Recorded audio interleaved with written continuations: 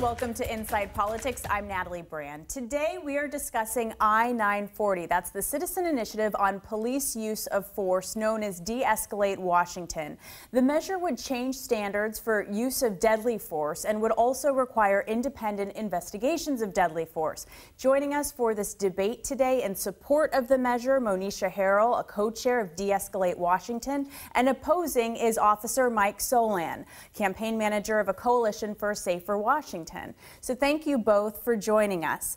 As I understand it, currently Washington law makes it very difficult to prosecute police in deadly incidents because under the current state statute, officers cannot be held liable if they acted without malice and with a, quote, good faith belief. 940 would remove malice and further define that good faith standard. So Monisha, what would that look like in practice? What does that mean? So that is just one portion of the initiative. In a nutshell, this initiative will improve training and save lives. The most significant portions of this would be the de-escalation training, first aid training, and mental health training. We will get into that, but just to kind of understand the investigation angle and changing the standard, please describe just what that means in practice. So what it would mean is that in the case of a deadly use of force incident, there would be independent investigations around those incidents, which means the department that was involved in the incident wouldn't be investigating itself, its officers wouldn't be investigating itself, so there would be an independent investigation around those. Officer Solan, does the law need to change as it is now? Well, it's our contention that 940 is bad policy. It's poorly written. It's misleading. It falsely claims that this is about training, which it's not. That couldn't be further from the truth. What this is truly about is to make it easier to politically prosecute police officers who just want to serve the community and provide the oath of service that they've given to this state for proper police tactics and training and service to the upteenth degree that we are the best trained officers, in my opinion, in this entire state, in the entire republic across the nation. I've had the pleasure to go outside of this state for training and to look at different departments across the nation, and I can tell you, and I can assure you, we are the highest trained police officers that I can come across, and I'm very proud of the fact that I represent the state of Washington as far as law enforcement is considered for service to the community. There have been changes to training. Seattle PD was under a consent decree. So how would the training, the new training as part of this measure, be different than what's being done now? Well, I can tell you right now Is more training needed? No, I can tell you right now that the training that's currently done by the Criminal Justice Training Commission is criminal crisis intervention training and de-escalation training. This has been going on since 2014.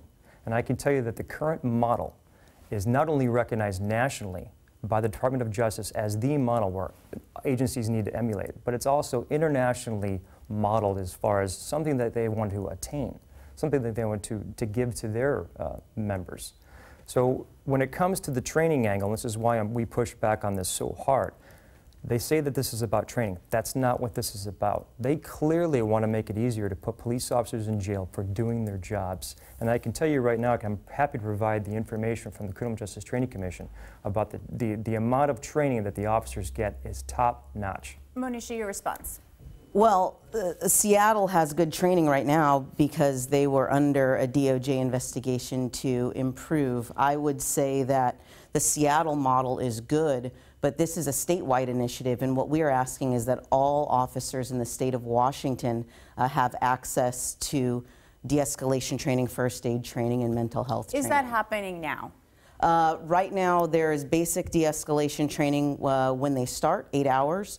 We are asking that this be an ongoing training standard for all officers in Washington state. I can tell you right now, I'm citing the Criminal Justice Training Commission's review of the current training that is across this state. That's a national model and recognized by the Department of Justice. They do have an 8-hour block that not only goes to in-service people that are currently police officers, but also at the Basic Law Enforcement Academy down in Burien.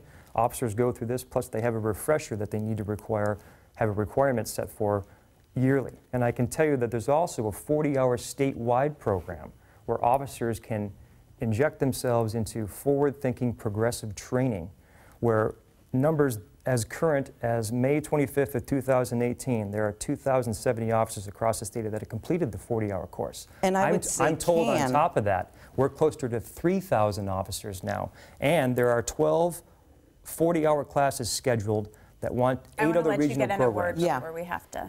That's a can. Officers can take that. We are actually asking that this training be required. A lot of those officers that will take that training, they're moving up in the ranks. Some of them are retiring, so that number doesn't tell you the number of officers that are actually on the street right now that have this training. They can opt into it, is what Mike's saying. What we're saying is it shouldn't be optional, that this training should be required, that de-escalation training should be required for all officers. And I'm telling you, we don't have a lot of time, but I do want to get to an important piece of this entire debate. This initiative did go before state lawmakers earlier this year.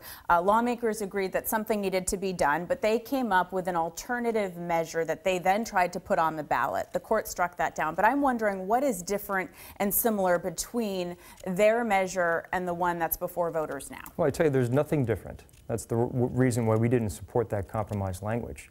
One of their civilian. So you did not support what was in the state legislature? We were at the table during the negotiation process, and ultimately at the end of the day, literally the last day we could have any legislation put forth in the legislature, they were unwilling to move on what law enforcement agreed to as far as what they appeared to be deadly force change language, and we were told that they couldn't move on that. So we did not support the compromise language in Olympia. There's no way. It's the same as 940.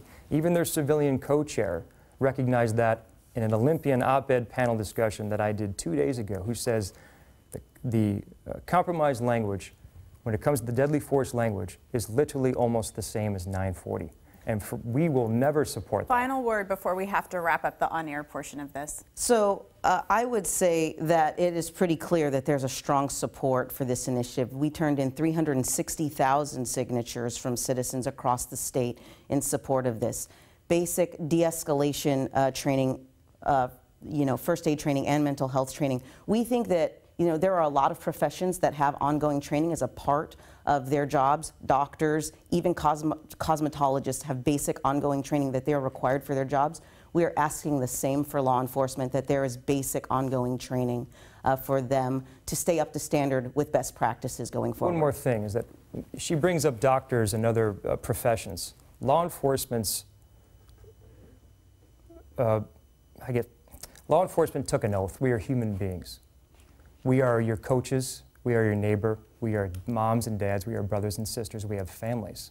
We want to provide a service to the community where the community can feel safe.